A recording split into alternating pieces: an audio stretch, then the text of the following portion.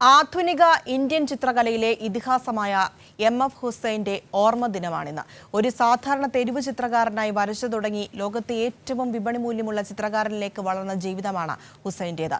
ജനങ്ങൾ നൽകിയ തിരിച്ചടിയുടെ ആഘാതത്തിൽ മോദി സർക്കാർ മൂന്നാമതും അധികാരമേൽക്കുന്ന ദിനത്തിലാണ് സംഘപരിവാറിനോട് പോരാടി രാജ്യം വിടേണ്ടി വന്ന ചിത്രകാരന്റെ ഓർമ്മ പുതുക്കുന്നത്.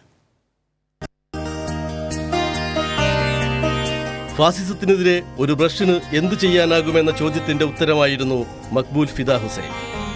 മരണമില്ലാത്ത ചിത്രകാരനെന്ന് ഹുസൈനെ വിളിക്കുന്നത് അയാളുടെ മരിക്കാത്ത ചിത്രങ്ങൾ കൊണ്ട് മാത്രമല്ല, ആവിഷ്കാര സ്വാതന്ത്ര്യത്തിനു വേണ്ടി സ്വന്തം ജീവരക്തം പോലെ നിറങ്ങളൊഴുക്കിയ പോരാളി എന്ന നിലയിലുമാണ്.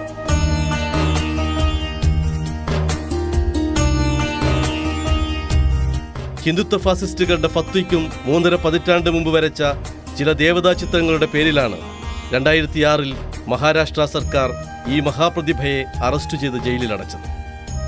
എന്നാൽ അക്കാലത്ത് ദില്ലിയിലെ ആ ചിത്രങ്ങളുടെ പ്രദർശനം കണ്ട സാക്ഷാൽ പുരി ശങ്കരാചാര്യർ പറഞ്ഞത് എത്ര മനോഹരവും അഗാധവുമാണ് ഈ ചിത്രങ്ങളെന്നാണ്.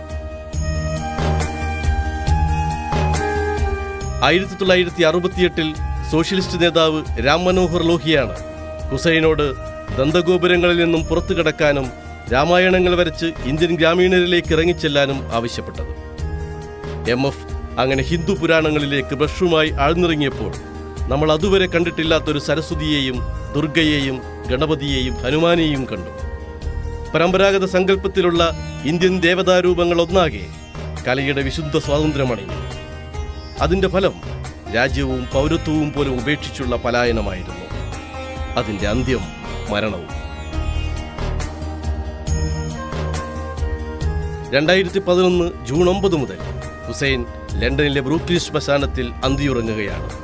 അന്ത്യമില്ലാത്ത പോരാട്ട സ്മാരകം പോലെ. ബിജു മുത്തത്തി, കൈരളി ന്യൂസ്.